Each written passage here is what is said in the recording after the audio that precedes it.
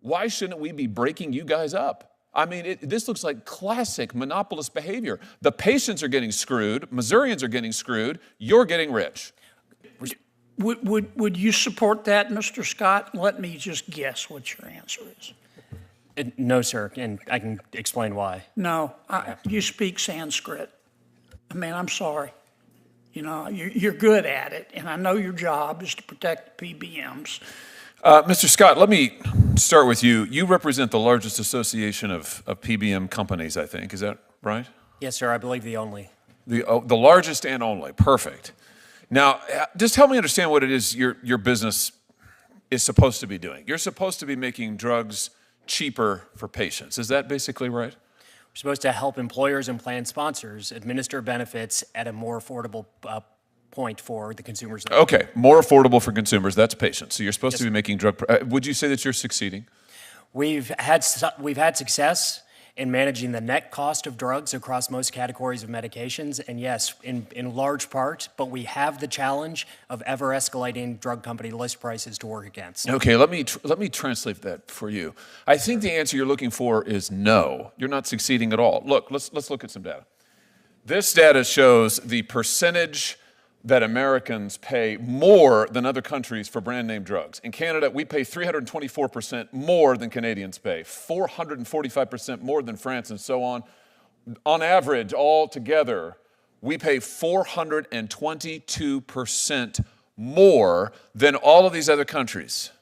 Now, either you're the worst negotiators in the history of the world, or something's wrong with your business model. Which is it? Those, if I may, Senator, those are comparisons of list prices. Drug companies alone, as we talked about earlier, set the list price. The PBM is negotiating down the net cost. Look, this consumers are. You're not telling me that consumers aren't paying more in the United States than they are overseas, are you? I think the data would tell us that they are exposed to higher price points. And then it comes to an issue of benefit design. The plan decides what your copay is. And the benefit, here's the benefit design. The design of the plan benefits the insurance companies and you. It does not benefit the patients. Patients are getting screwed, if I may. We are paying 2, 3, 4 times more for drugs. People in my state can't afford insulin. They can't afford the most basic drugs. That's when they have plans that are managed by you. And you guys are getting rich off of it. I mean, absolutely filthy rich. The FTC's report, so this is the government report now, found that the top 3 PBM companies generated $7.3 billion in profits between 2017 and 2022. $7.3 billion. That's a lot of money. Why is it that nobody can afford their drugs in this country, but you're making $7.3 billion? That's more than the revenue of some nations. If I may, 2 points. One, you're not wrong that we need more competition among drug companies. The patent reforms that you all have advanced in this committee, the more we can have competition, we can leverage that to address that cost challenge that we have. I'm glad you say we need competition, and because second, don't you think the competition we really need is to break up this alliance between insurance companies and PBMs? No, sir. The biggest 3 PBMs are owned by the biggest insurance companies. You're like one huge, giant pharma industry, a giant pharma series of monopolists, right? Why is it a good idea for the biggest PBMs to be owned by the biggest insurers, and now you're buying up pharmacies as well? Why should we allow that? Why should insurance companies, PBMs, also own pharmacies? So a couple of... How is that good for patients? It's good for patients and for plans because it's creating optionality in the market. It's creating optionality. In the state of Missouri, just last year, we lost 73 independent pharmacies across my state in 19 different counties. Do you know that 2 entire counties in the state of Missouri now have, wait for it, 0 pharmacies? 0. Now, you are making $7.3 billion, you and the companies that you represent, and yet 2 whole counties in the state of Missouri have no pharmacies, 73 closed last year. Why shouldn't we be breaking you guys up? I mean, this looks like classic monopolist behavior. The patients are getting screwed, Missourians are getting screwed, you're getting rich. Respectfully, Senator, you keep citing a gross revenue number of the drug, every dollar spent on prescription drugs. You don't have profits? Profits are in the low single digits on Your average. profits are not better than they've ever been?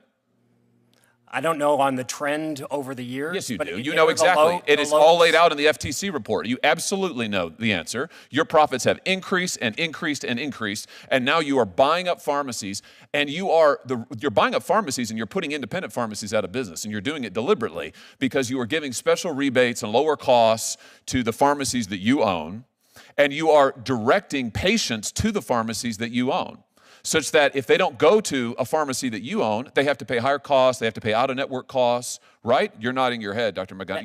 You've lived this, right? I have lived this. I live it every day. Yes, that's exactly what's happening.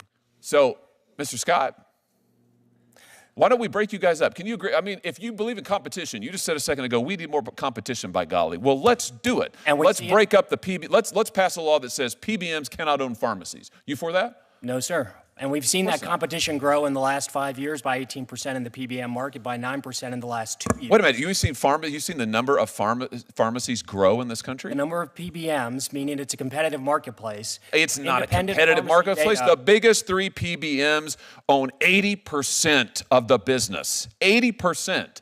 And you're in turn owned by the biggest insurance companies. The problem is there is no competition. It's a racket. It's a total racket. And the people who lose are the patients who cannot afford the prescription drugs. It's time for this Congress to do something about it. 80% of the PBM market is controlled by 3 companies, 3 PBMs, that are vertically integrated. Is that right? That is correct. Does your research show that the prices that consumers pay are higher than they would be if those companies were not vertically integrated? So my research on Medicare Part D... Give me an answer. Partially. What do you mean partially? They're either higher or they're lower. So There's no such thing as a partial price. what I find is that Medicare Part D premiums are higher as a result of vertical integration. Okay.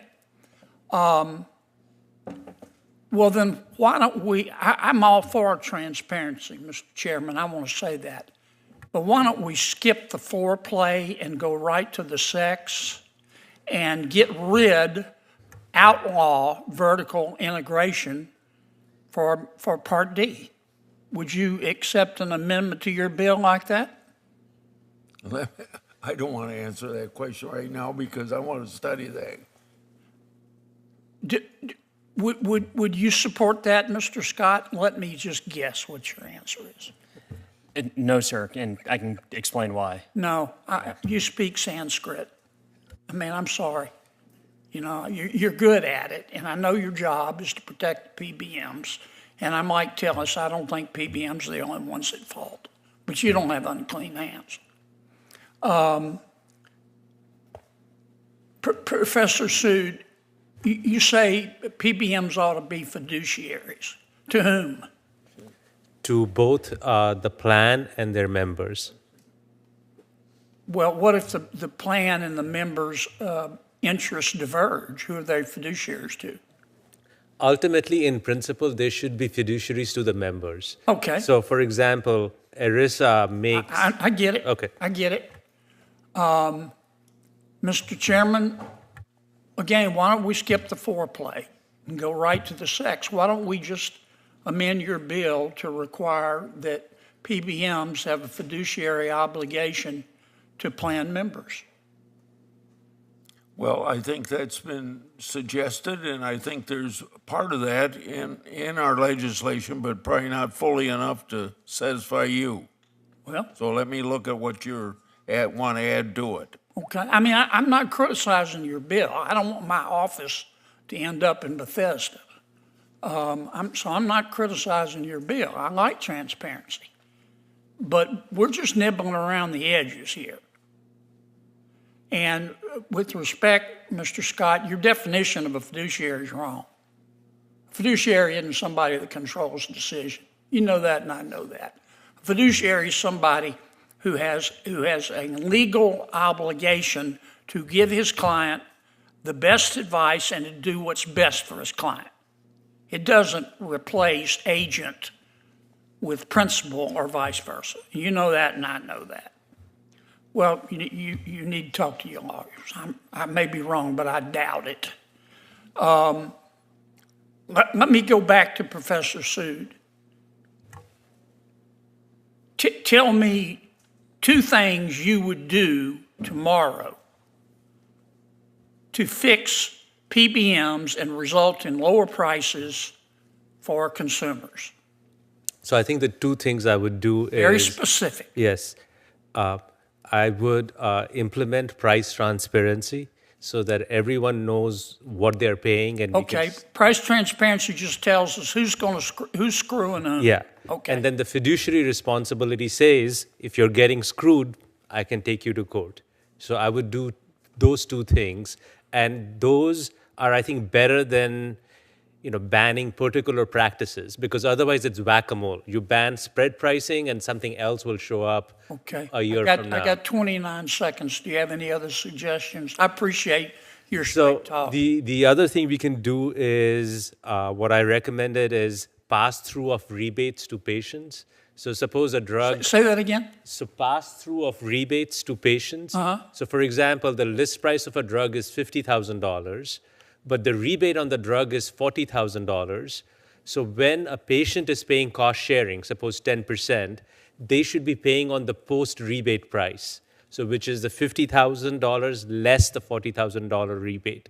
Right now, what's happening is patients are paying cost sharing on the $50,000. So this would immediately lower patient out-of-pocket costs. So as Dr. Kircher said, for the cancer patients... So you're saying the number after us, the PBMs are jacking up, are encouraging manufacturers to jack up the list price so they can jack up their rebates. And that... Is that right? Yes. That's illegal. And the jacked up... That's illegal. Yes. I don't know about that, but it... I do. Okay. It's illegal as hell. Yeah. Before I call on Senator Ronald, I want to remind my members.